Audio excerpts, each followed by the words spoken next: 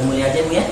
Iya, Bismillahirrahmanirrahim. Assalamualaikum warahmatullahi wabarakatuh. Waalaikumsalam warahmatullahi wabarakatuh. Alhamdulillahirabbil alamin wassalatu wassalamu ala asyrafil anbiya'i wal mursalin wa ala alihi wa ashabihi ajma'in. Amma ba'du. Rabbi shrah li sadri wa yassir li amri wahlul 'uqdatam min lisani yafqahu qawli. Rabbi zidni ilma warzuqna fahma. Rabbi yassir wa la tu'assir. Alhamdulillah, ibu sekalian yang dirahmati Allah Subhanahu wa taala, di sore hari yang insyaallah diberkahi oleh Allah Subhanahu wa taala ini, kita sama-sama berkumpul di tempat yang insyaallah juga diberkahi oleh Allah Subhanahu wa taala ini, karena di tempat ini dibacakan Al-Qur'an setiap hari, dan insyaallah tempat-tempat yang ada dua tempat yang paling baik dan paling mulia di atas muka bumi. Yang pertama itu di masjid, yang kedua itu di majelis ta'lim, seperti tempat-tempat seperti sekarang ini.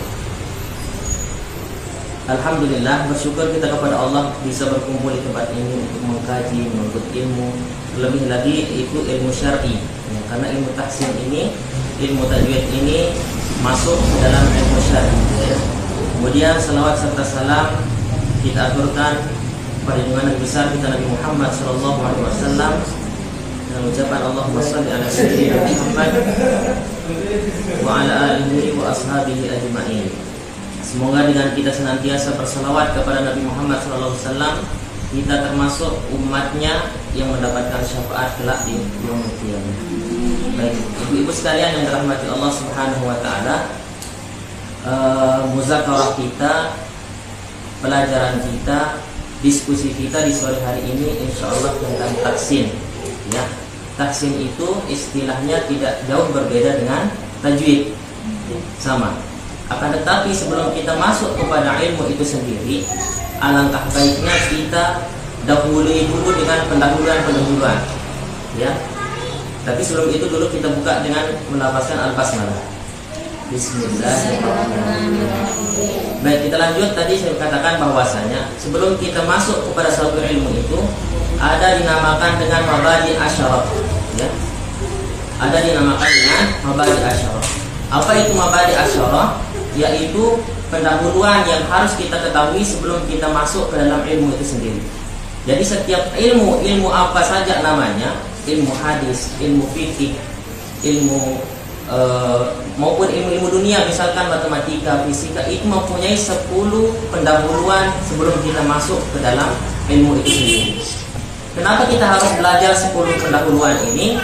Supaya jangan sampai nanti kita langsung masuk kepada ilmu itu, langsung kita bahas ilmu itu, kita bingung sebenarnya ini kita belajar apa gitu kan. Sebenarnya tujuan kita belajar ilmu ini apa, nanti apa yang kita dapatkan ketika kita belajar ilmu ini ya. Kemudian tujuan kita belajar ilmu ini apa, sumber ilmu ini dari mana gitu kan. Karena sekarang media ini, terutama media ini yang pakai dari semua kalangan, baik itu orang baik, orang buruk, orang sesat maupun orang benar ya, sehingga kita harus mengambil ilmu-ilmu daripada sumber yang terpercaya. Nah, salah satu dibahas dari mabadi asyarah ini adalah bagaimana kita mengetahui sumber dari ilmu yang kita pelajari. Baik, kita mulai ibu-ibu sekalian. Dikatakan di sini bahwasanya inna mabadi'a kulli ilmin asyarah ya. Sesungguhnya setiap ilmu itu mempunyai 10 pendahuluan. Semua ilmu, likulli fannin, likulli ilmin ya, semua ilmu itu mempunyai 10 pendahuluan sebelum kita masuk ke dalam ilmu itu sendiri. Termasuklah ilmu tahsin atau ilmu tajwid yang akan kita pelajari di sore hari ini. Mana yang 10 itu? Yang pertama al-haddu wal mawdu' tsumma tamr. Yang pertama al-haddu. Apa itu al-haddu? Pengertian atau ta'rif ya. Ta'rif atau pengertian daripada ilmu tahsin atau tajwid. Yang kedua al-mawdu' ya. Yang kedua al-mawdu'. Apa itu al-mawdu'? Al-mawdu' itu tema besar ya. Tema besar atau judul besar yang dibahas dalam ilmu tahsin itu apa? Kemudian summa tamra, yang ketika buah atau hasil yang kita dapatkan dari belajar ilmu ini apa? Gitu ya. Kemudian wa fadluhu, yang keempat fadluhu, yaitu keutamaan. Keutamaan kita belajar ilmu ini apa? Keutamaan yang kita dapati kalau kita belajar ilmu tahsin ini apa? Kemudian wa nisbatun, relasi atau hubungan ilmu ini dengan ilmu syar'i, ya, dengan agama kita itu apa? Maupun hubungan ilmu ini dengan ilmu-ilmu yang lain itu apa? Itu dibahas dengan nisbatun. Kemudian al-wadi, al-wadi, pencetusnya. Siapa yang pertama kali menggunakan ilmu qawaid tajwid ini? Atau siapa yang pertama kali membaca Al-Quran dengan baik dan benar sesuai dengan kaidah-kaidahnya? Itu dibahas dengan al-wadi. Kemudian al-ismu, nama. Kenapa dinamakan dengan tahsin? Atau kenapa dinamakan dengan tajwid? Seperti ini. Lalu kemudian al-istimdad. Al-istimdad, dari mana sumber ilmu ini? Ya, dari mana sumber ilmu ini? Kemudian hukum syar'i, hukum kita mempelajari ilmu ini apa? Atau hukum kita menggunakan ilmu ini dalam membaca Al-Quran itu apa? Nah, itu dibahas dalam mabadi asyara. Kemudian yang terakhir, yang 10, itu dibahas masail, masalah-masalah yang dibahas dalam ilmu tahsin atau tajwid. Kemudian dikatakan wal ba'du bil ba'd iktafa. Kalau saja kita belajar sebagiannya saja daripada yang 10 ini, sebenarnya bisa, ya. Sebenarnya cukup. Misalkan kita belajar ta'rifnya saja, ya. Apa itu ilmu tahsin, lalu kemudian kita langsung masuk kepada tahsin itu sendiri, bisa dan cukup, ya. Akan tetapi waman dawal jami' hadzal syarh. Siapa saja yang belajar yang ke-10-nya langsung, pendahuluan yang tadi, yang 10 yang saya sebutkan tadi, belajar semuanya sebelum dia masuk kepada ilmu itu sendiri, maka dia akan mendapatkan keutamaan yang sangat agung, dan dia akan mendapatkan kemudahan nanti ketika dia sudah masuk ke dalam ilmu itu sendiri, yang dalam hal ini adalah ilmu tahsin atau tajwid, ya. Baik, yang pertama kita rincikan sekarang pelan-pelan satu persatu, mulai daripada al-haddu. Tadi al-haddu apa, ibu-ibu sekalian? Al-haddu, pengertian.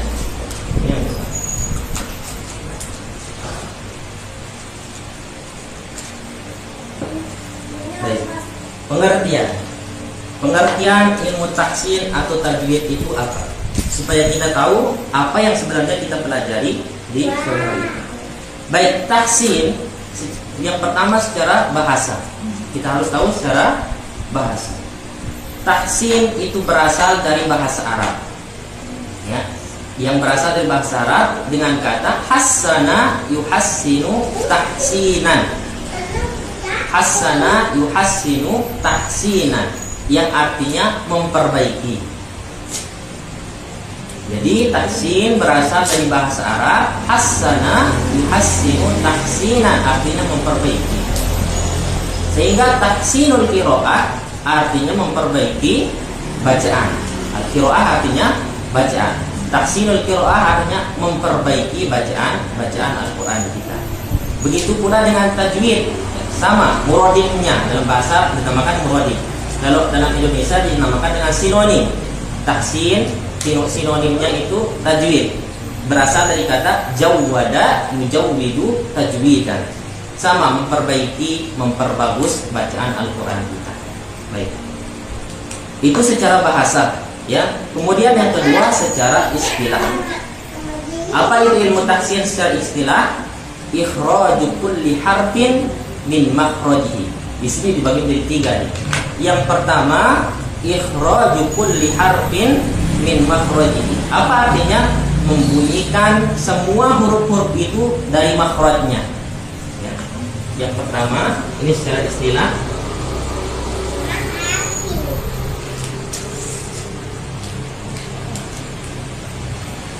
Dulu, setiap huruf dari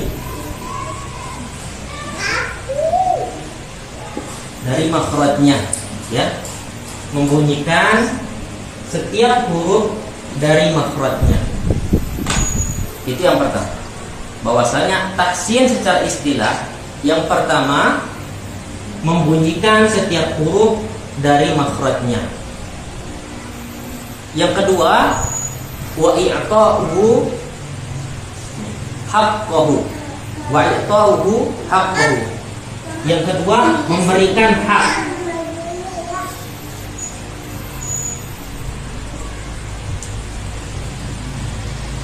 Memberikan hak apa? Hak setiap huruf. Memberikan hak setiap huruf. Wa mustahaqquhu. Yang pertama memberikan hak, yang kedua memberikan mustahaq.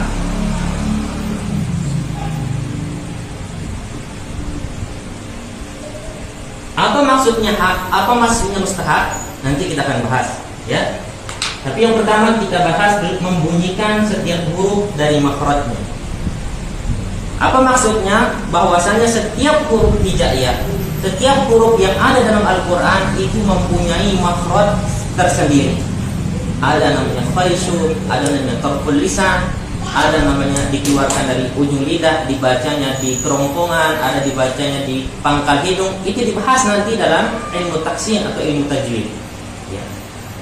Karena beda saja tempat keluarnya huruf itu, akan beda pengucapannya, akan beda bunyinya.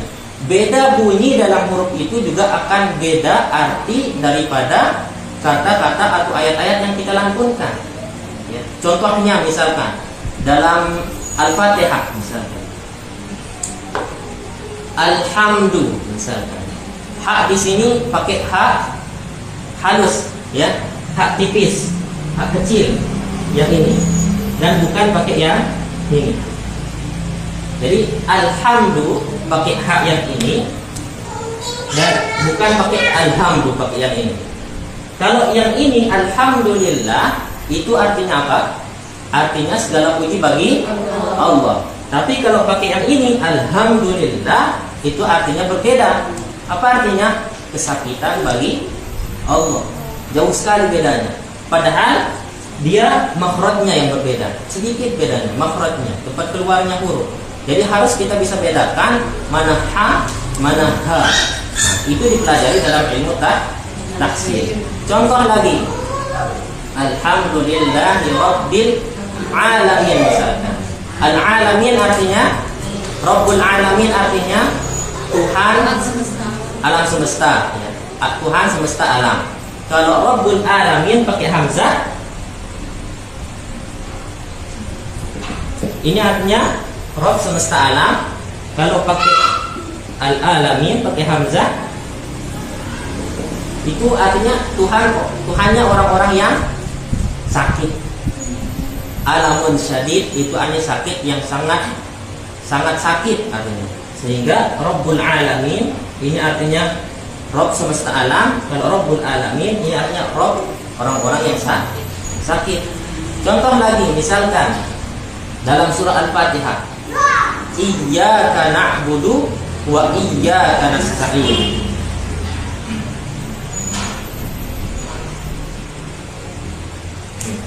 Iyyaka na'budu wa iyyaka nasta'in. Di sini ya-nya pakai tasdid, sehingga di sana ada penekanan sedikit, ya, ada penekanan sedikit. Dibaca Iyyaka na'budu wa iyyaka nasta'in.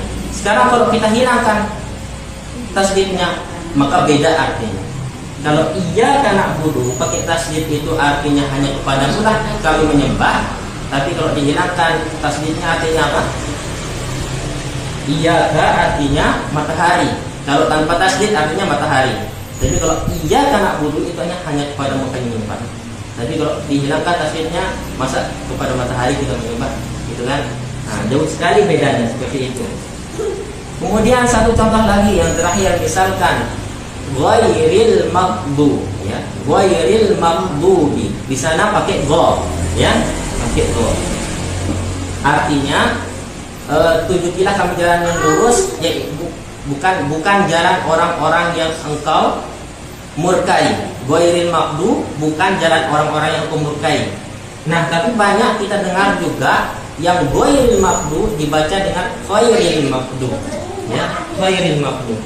Maka khairil maghdubi ini artinya khair artinya sebaik-baik, ya. Jadi yang artinya tadi bukan jalan orang yang dimurkai, artinya sebaik-baik jalan orang yang dimurkai. Nauzubillah, ya. Jadi supaya tidak jatuh kepada kesalahan-kesalahan ini, maka itulah kita belajar ilmu tahsin. Jadi yang pertama yang dibahas dalam ilmu tahsin itu apa tadi? Membunyikan setiap huruf dari makhrajnya. Yang kedua itu memberikan hak pada setiap huruf. Memberikan hak dan mustahak dalam setiap huruf. Apa itu hak? Apa itu mustahak? Ya. Yang dinamakan dengan hak itu adalah sifat lazimah. Kalau mustahak itu sifat aridah.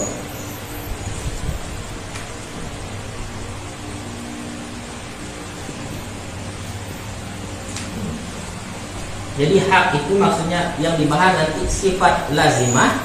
Kalau mustahak itu sifat aridah. Apa itu sifat lazimah?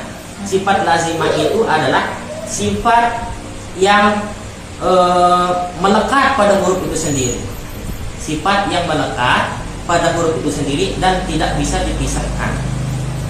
Misalkan nanti di sifat lazimah itu ada namanya hamas. Ada namanya hamas. Hamas itu apa? Ikhrajun nafs, mengeluarkan angin, mengeluarkan napas ketika membacanya. Salah satu contohnya apa? Misalkan huruf sin, ya, huruf sin, sa. Nah di sana ada napasnya keluar ketika membacanya. Kemudian ta. Nah, ada yang keluar dari sela-sela gigi kita, napas ta. Nah itu namanya hamas. Contohnya apa lagi? Misalkan fa, ya, fa. Nah, ada napas yang keluar, itu namanya hamas. Dan dalam keadaan apapun, ya, namanya sifat lazimah itu tetap berada dalam setiap huruf itu sendiri. Misalkan fa, baris atas kita baca fa, ada hamasnya yang keluar, ada napas yang keluar. Kalau di baris bawah juga seperti itu, fi. Baris domah juga seperti itu, fu, seperti itu.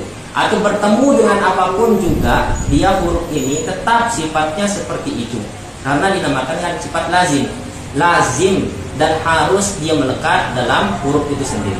Baik, sampai di sini jelas Ibu sekalian? Baik, itu namanya sifat lazimah. Ya. Kemudian yang kedua mustahak. Itu kan mustahak itu sifat aridah. Apa namanya sifat aridah? Sifat aridah itu adalah sifat yang kondisional. Sifat yang kondisional. Artinya tergantung keadaan.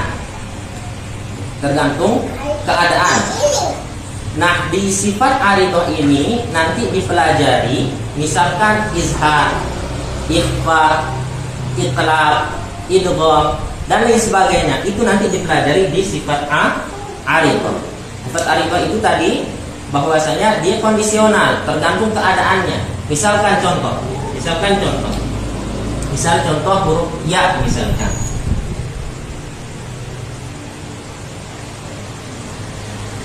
Lam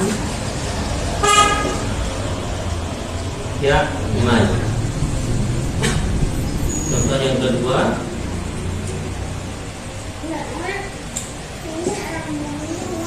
lan ya'man. Lan ya'man. Baik, perhatikan contoh di sini. Di contoh yang pertama ada mim sukun bertemu dengan ya. Ya.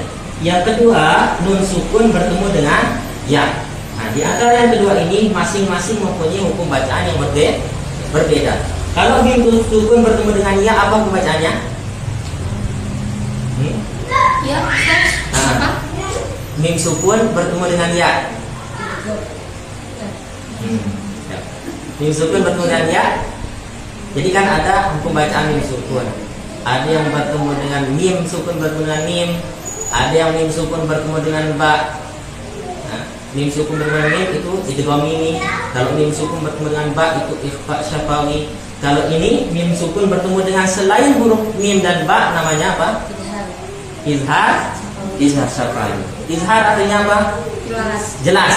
Berarti di sini harus dibaca dengan jelas. Lam ya'mal. Jadi jelas. Lam ya'mal. Jelas seperti itu. Tapi kalau di sini nun sukun bertemu dengan ya, hukum bacaannya apa? Lai. Idgham bi gunnah. Idgham bi gunnah. Dibaca dengan diguna artinya guna. Dengan guna dengan penekanan. Jadi kalau nun sukun bertemu dengan ya dibaca lai ya'mal. Ada guna di sana, ada penekanan sedikit. Ya. Namanya idgham bi gunnah. Lai ya'mal. Tapi ketika ya itu bertemu di belakangnya dengan mim mati, tidak boleh dia dengung. Karena hukum bacaannya izhar. Lam ya. Jadi di sini dibaca jelas, di sini dibaca dengan dengung atau ada penekanan. Nah, ini namanya sifat aridah kondisional. Tidak selalu melekat pada huruf itu sendiri. Ya. Jadi ini namanya kondisional dan ini melekat tetap pada huruf-huruf itu.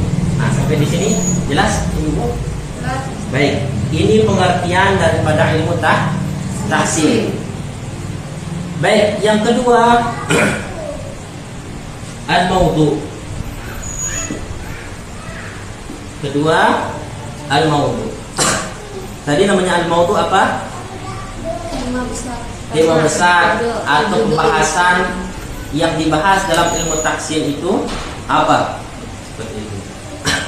Jadi yang dibahas dalam ilmu tahsin itu adalah bagaimana supaya kita membaca Al-Quran dengan baik dan benar, khusus ketika membaca Al-Quran. Karena ilmu tahsin dan ilmu tajwid itu adalah ilmu Al-Quran, ya. Dan nantinya ilmu tahsin dan ilmu tajwid itu tidak dipakai ketika kita misalkan baca hadis, nggak perlu dipakai, ya. Karena berbeda-beda nanti.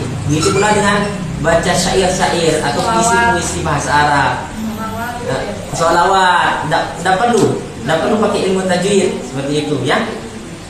Dan ilmu tajwid, ilmu tahsin ini khusus digunakan dalam membaca ilmu Al-Quran. Bagaimana supaya kita, jadi maudu'nya bagaimana supaya kita membaca Al-Quran dengan baik dan benar. Nah, itu maudu'nya. Kemudian yang ketiga, samrah. Yang ketiga, samrah. Apa itu samrah tadi?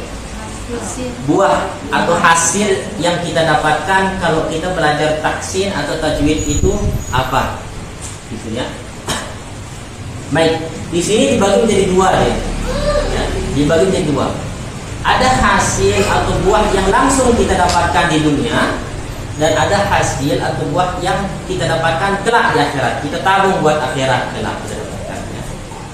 Yang pertama untuk dunia, yang kedua untuk akhirat. Baik, yang pertama untuk dunia, apa itu? Kita dapatkan langsung di dunia kalau kita belajar tahsin, siyanatul lisan adil khata' fi qira'atil Qur'an. Menjaga lisan kita supaya tidak salah dalam membaca Al-Qur'an. Jadi yang pertama menjaga lisan kita supaya tidak salah dalam membaca Al-Qur'an. Nah, kesalahan atau salah dalam ilmu tahsin atau tajwid itu disebut dia dengan lahan. Ya, disebut dia dengan lahan.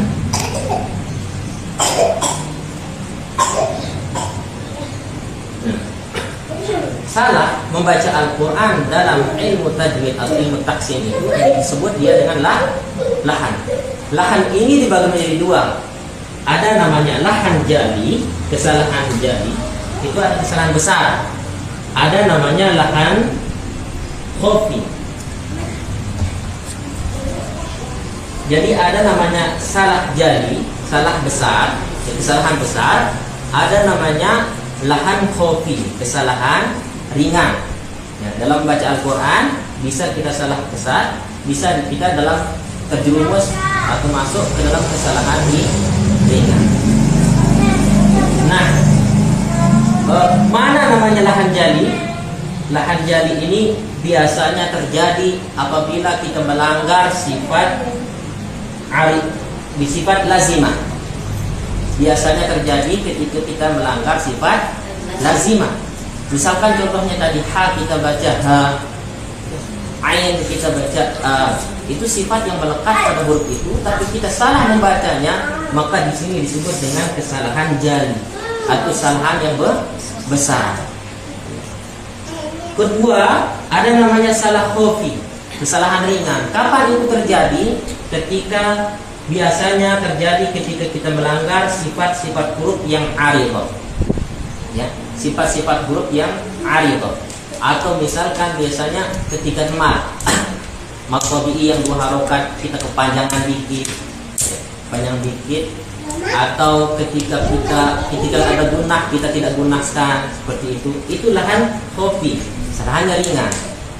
Ya. Kemudian lahan jali itu dia itu merubah makna seperti yang tadi ha berbeda makna, berubah makhrajnya, berubah juga maknanya. Itu masuk kepada lahan jali dia. Tapi lahan khafi itu tidak sampai merusak makna atau merubah makna suatu kata dalam Al-Quran, akan tetapi dia menyelisihi kaedah tajwid. Ya. Seperti gunah yang digunakan tidak digunakan, itu menyalahi tajwid, walaupun dia lahan khafi, kesalahan ringan. Nah, lalu kemudian kalau lahan jali kita langgar, maka kita dapatkan dosa karena merubah makna. Sehingga Imam Al-Ghazali mengatakan man lam yujawwidil Qur'ana fahuwa athimun. Barang siapa yang membaca Al-Quran tidak memakai tajwid, maka dia athimun. Artinya athimun apa? Berdosa.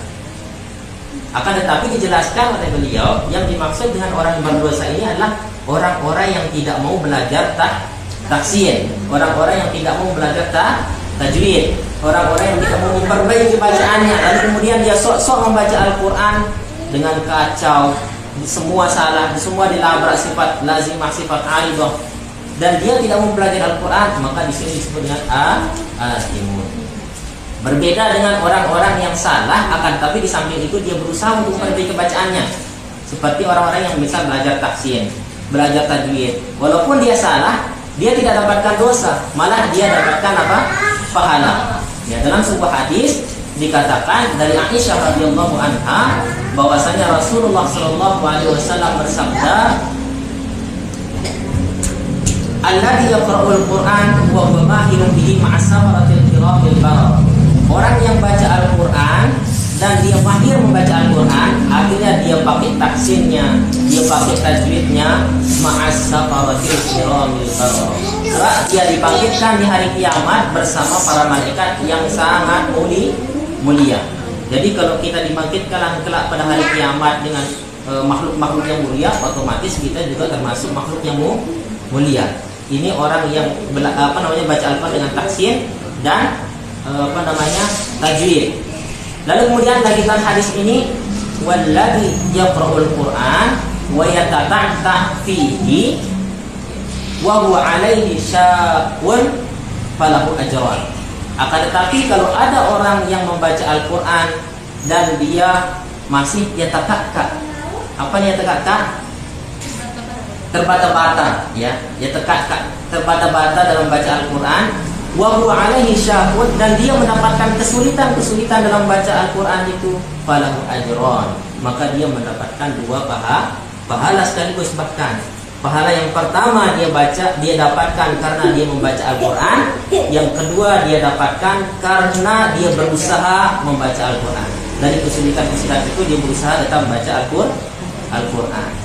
Jadi orang yang tidak mempelajari tahsin, orang yang tidak mempelajari tajwid, lalu kemudian dia semua kacau bacaannya, ditabrak semua sifat lazimah aridah, itu yang dimaksud dengan berdosa. Tapi orang-orang yang berusaha tetap memperbaiki bacaannya, walaupun dia salah membaca Al-Quran, dia tidak dapatkan dosa, bahkan dia dapatkan pahala.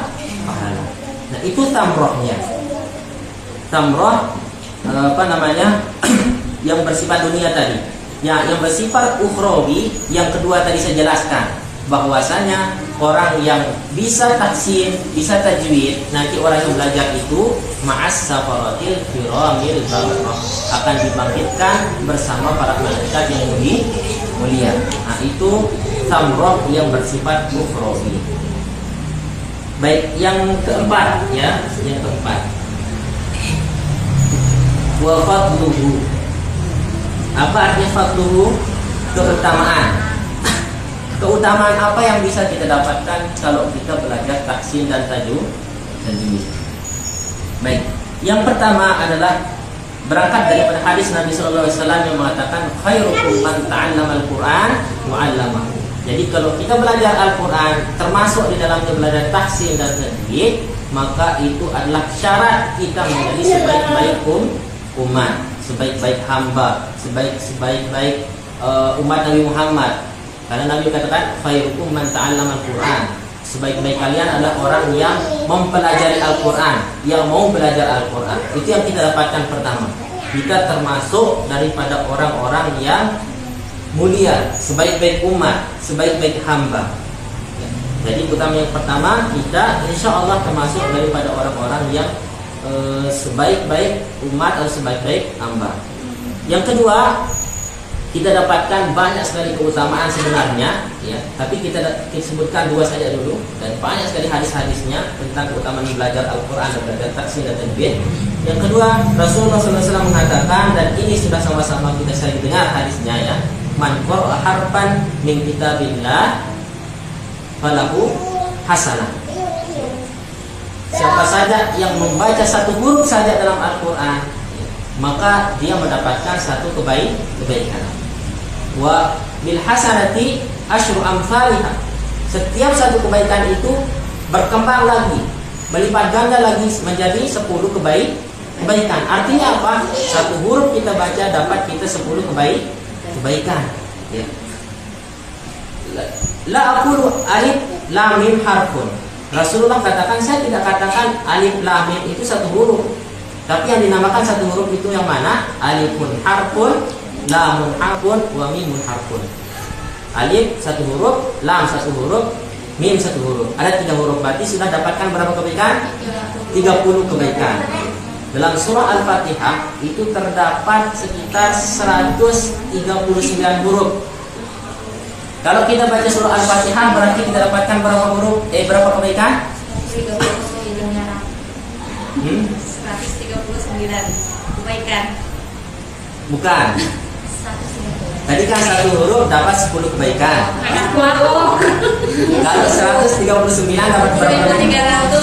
1.300. 1.300 dan 1.390 kebaikan.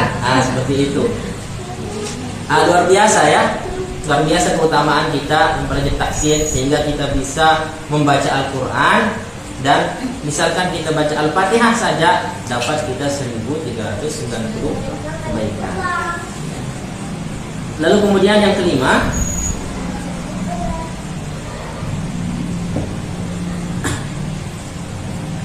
nisbatuhu, hubungannya dengan ilmu syar'i atau hubungannya dengan ilmu-ilmu yang lain, ya. Yang pertama hubungannya dengan ilmu syar'i. Nah, karena ilmu tahsin ini dan ilmu tajwid ini mempelajari tentang bagaimana supaya kita membaca Al-Quran dengan baik dan benar, maka dia tidak terpisahkan daripada ilmu syar'i. Supaya kita bisa baca Quran begitu, ya. Itu ilmu tahsin dan itu hubungannya dengan ilmu syar'i. Karena kalau kita tidak bisa baca Quran, maka sangat rugi. Karena Al-Quran ini istilahnya adalah kitab panduan kita. Di sana dijelaskan bagaimana supaya kita hidup bahagia di dunia dan akhirat. Sama seperti misalkan ada orang yang buat motor, ya. Ada orang yang buat motor. Otomatis motor tersebut yang paling tahu tentang di mana kekurangannya, bagaimana cara dipakai dengan baik dan benar, bagaimana supaya dia selamat dan betah bertahun-tahun, yang paling tahu ada orang yang membuatnya. Sehingga dibuatlah di sana buku panduan, ya, buku panduan. Bagaimana cara menggunakannya, bagaimana cara merawatnya dan sebagainya. Kalau kita ikuti buku panduan itu, maka betah motor kita, ya, betah motor kita dan selamat kita menggunakan motor tersebut. Sama seperti kita sekarang, kita ini adalah produk Allah Subhanahu wa Ta'ala. Yang ciptakan kita itu siapa? Allah Subhanahu wa Ta'ala. Sehingga diturunkan buku panduan atau kitab panduan yang bernama Al-Quran. Nah, kalau kita tidak baca Al-Quran ini, tersesat kita. Karena petunjuk-petunjuk hidup kita di dunia dan akhirat itu ada di Al-Quran. Nah, bagaimana supaya kita bisa baca Al-Quran? Yaitu dengan belajar tahsin dan tajwid. Nah, seperti itu. Kemudian hubungannya dengan ilmu-ilmu yang lain apa? Hubungannya, perbedaannya itu, kalau ilmu yang lain itu bisa dipelajari mungkin online atau tanpa guru dan lain sebagainya ya. Tapi kalau tahsin dan tajwid itu harus didampingi dengan ahlinya ya, didampingi dengan ahlinya yang dinamakan dengan talaqi. Karena bacaan-bacaan ini terus bersambung kepada Nabi Shallallahu Alaihi Wasallam, nanti bacaan yang benar, sehingga ilmu tahsin, ilmu tajwid ya itu tidak bisa dipelajari tanpa guru. Sebagaimana berbeda dengan ilmu-ilmu yang lain, harus dipelajari dengan talaqi, harus dipelajari dengan guru. Seperti itu. Itu nisbatuhu. Kemudian yang keberapa sekarang? 6. Al-wadhi. Kita sampai 10, insya Allah kita selesai ya. Yang keenam al-wadhi. Itu apa itu al-wadhi? Apa artinya al-wadhi? Pencetusnya. Ya, pencetusnya atau orang yang pertama kali menggunakan ilmu tajwid atau ilmu tahsin ini. Di sini ada 2 macam. Ya. Al-wadhi ini ada 2 macam. Yang pertama ilmu riwayah, yang kedua ilmu darayah. Yang pertama ilmu riwayah, yang kedua ilmu ad-darayah.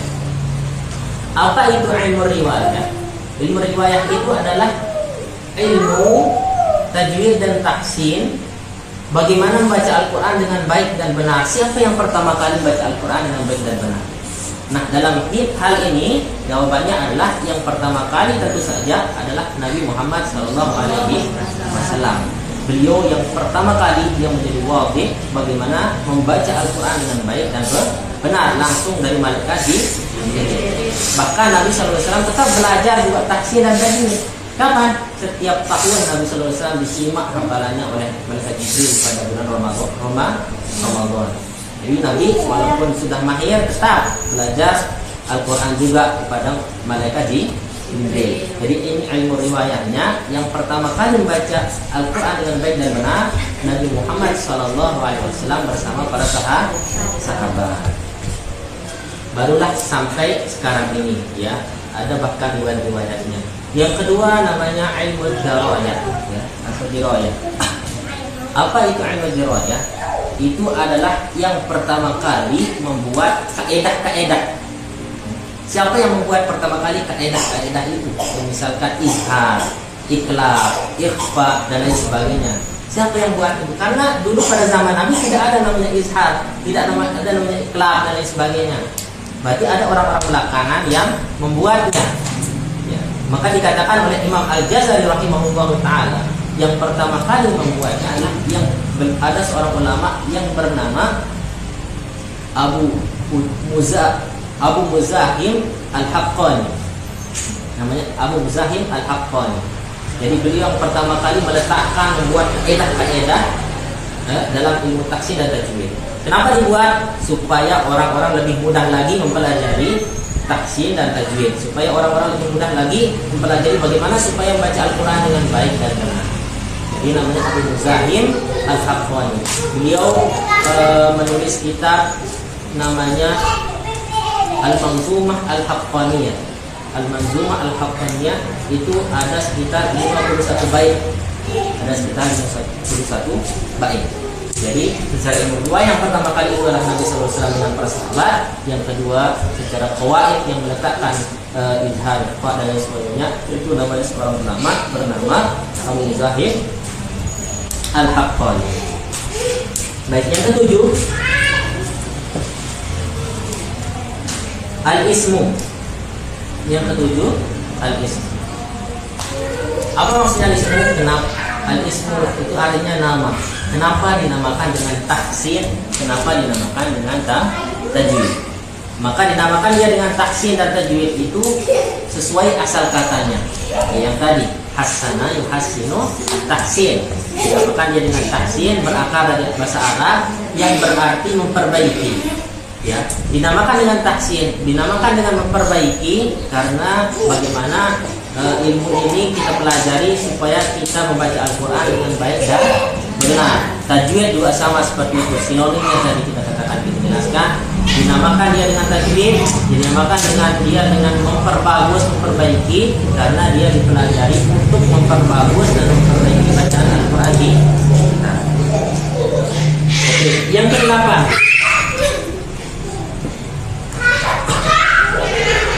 namanya al-istimdad, sumbernya. Sumber tahsin dan tajwid atau bacaan Quran yang baik dan benar itu dari siapa? Maka istimdadnya di sini adalah An-Nabi sallallahu alaihi wasallam was sahabah radhiyallahu anhu. Sumbernya atau istimdadnya adalah Nabi sallallahu alaihi wasallam dan para sahabat. Ya, beliau yang dahulu pertama kali diajarkan oleh malaikat Jibril bagaimana membaca Al-Quran yang baik dan benar dan tepat sesuai kaidah. Kemudian Nabi mengajarkan kepada para sahabat mengajarkan kepada tabi'in, para tabi'in mengajarkan kepada tabi'in sampai sekarang ini, ya, sampai kita temukanlah namanya tahsin dan tajwid. Jadi yang pertama itu adalah Nabi Shallallahu Alaihi Wasallam dan para sahabat yang dimuliakan. Kemudian yang ke-9, hukum syar'i, hukum kita mempelajari ilmu tajwid. Ya. Apa hukumnya kita belajar ilmu tajwid? Hukumnya apa? Sunnah. Sunnah muakkad. Ada lagi? Wajib. Ada yang berani jawab lagi? Fardu kifayah. Fardu kifayah. Apa lagi? Oke, di sini dibagi menjadi dua ya. Hukumnya dibagi menjadi dua. Yang pertama, hukum kita belajar ilmu tajwid dan tahsin. Yang kedua, hukum kita menggunakan ilmu tajwid dan tahsin itu dalam membaca Al-Quran. Menjadi dua. Baik, yang pertama, belajar ilmu tajwid itu hukumnya fardu kifayah. Jadi kalau ada di suatu desa, walaupun banyak orang yang tidak mempelajarinya, harus ada satu orang yang bisa ilmu tajwid dan tahsin, maka gugur yang lain-lain. Itu namanya fardu kifayah. Hukumnya fardu kifayah. Jadi belajar ilmu tajwid, misal belajar izhar, mana namanya izhar, mana namanya idgham, itu fardu kifayah. Ya, fardu kifayah. Nah, sedangkan menggunakan ilmu tajwid dan tahsin dalam membaca Al-Quran, dengan lain kata membaca Al-Quran dengan baik dan benar, itu hukumnya fardu ain. Setiap kita wajib mempelajarinya. Setiap kita wajib membaca Al-Quran dengan baik dan benar. Karena kalau salah kita membaca Al-Quran, salah nanti semuanya bisa kacau. Karena itu banyak orang-orang yang tidak tahu namanya izhar, tidak tahu namanya ikhfa. Tapi kalau dia baca Al-Quran, benar bacaannya. Ya, karena memang seperti itu. Boleh dia tidak pelajari mana namanya izhar, mana namanya ikhfa. Yang penting bacaannya benar. Paham ini ya? Jelas? Oke. Itu yang 9 ya. Yang ke-10, yang terakhir, masail atau masalah-masalah yang dibahas dalam ilmu tajwid atau ilmu tahsin. Jadi masalah-masalah yang dibahas dalam ilmu tahsin atau tajwid, yang pertama makharijul huruf. Sesuai pengertian yang tadi, makharijul huruf dibahas di sana bagaimana supaya kita melafazkan, membunyikan huruf dengan baik dan benar. Itu yang dipelajari atau masalah-masalah yang dibahas dalam ilmu tahsin. Kemudian juga dibahas di sana sifatul huruf, bagaimana kita memberikan sifat-sifat dalam setiap huruf. Jangan sampai kita tukar ya, zalim. Satu huruf tidak tukar dengan yang lain. Yang seharusnya hamas tidak dibaca hamas. Yang seharusnya istilah tidak dibaca istilah. Dan sebagainya. Nah, itu dipelajari dalam sifatul huruf. Kemudian itmamul harakat. Ya, itmamul harakat juga. Dalam masail ilmu tahsin, masalah yang dibahas dalam ilmu tahsin itu adalah itmamul harakat. Apa itu itmamul harakat? yaitu membunyikan harokat sesuai dengan ketentuannya. Misalkan maqtabi dibaca 2 harokat, tidak boleh kurang, tidak boleh lebih. Mad alif disukun bisa dibaca 2, bisa dibaca 4, bisa dibaca 6 juga, dan lain sebagainya. Itu juga dibahas dalam masalah-masalah ilmu tahsin atau tajwid. Ya. Kemudian tafriq bainal isti'la wal istifal. Bagaimana supaya kita bisa bedakan mana huruf yang tebal, mana huruf yang tipis. Yang tebal namanya isti'la, yang tipis namanya istifal. Ya. Adapun tarqiq nanti beda pembahasannya. Ada yang tarqiq tipis, ada yang tafriq juga tebal. Misalkan isti'la itu hanya terangkat, ya, terangkat. Misalkan huruf do, agak berat ya ucapkan do, dan kita terangkat dalam membacanya do, dan misalkan to misalkan, itu juga termasuk huruf isti'la yang terangkat atau agak berat kita ucapkan. Ada juga yang namanya istifalah, misalkan hamzah biasa tipis, i, u, nggak boleh kita baca o, i, u, itu tebal jadinya, ya. Jadi dibaca tipis karena dia termasuk istifalah i, u, nah seperti itu. Jadi itu masalah-masalah yang dibahas dalam ilmu tahsin atau ilmu tajwid. Baik, sampai di sini ada pertanyaan? Sudah jelas ya? Oke, kalau sudah jelas, sudah ada yang ditanyakan, kita cukupkan sampai di sini. Mudah-mudahan kita bisa bertemu di kesempatan. Baru setelah kita tahu pendahuluan yang seperti ini, mudah-mudahan kita diberikan kemudahan nantinya dalam membaca Al-Quran. Ya, karena ilmu tahsin dan tajwid ini juga namanya ilmu tatbik, praktek. Lebih banyak praktek. Jangan heran kalau nanti kalau kita sudah masuk dalam ilmu kita banyak praktek, gitu ya. Mungkin nanti satu-satu baca Al-Fatihah, satu-satu baca satu ayat, kemudian diperbaiki perlahan-lahan. Dan mudah-mudahan itu juga menjadi pahala yang mengalir bagi kita, ya. Setiap huruf yang kita baca itu begitu banyak keutamaan dan pahala yang kita dapat. Baik, kalau begitu kita cukupkan sampai di sini. Kita baca alhamdulillah dan doa kafaratul majelis. Alhamdulillah, subhanallah wa bihamdika, asyhadu an la ilaha illa anta, astaghfiruka wa atubu ilaik. Terima kasih atas segala perhatian. Mohon maaf atas segala kekurangan dan kehilapan. Wabillahi taufiq wal hidayah. Assalamualaikum warahmatullahi wabarakatuh. Waalaikumsalam warahmatullahi wabarakatuh.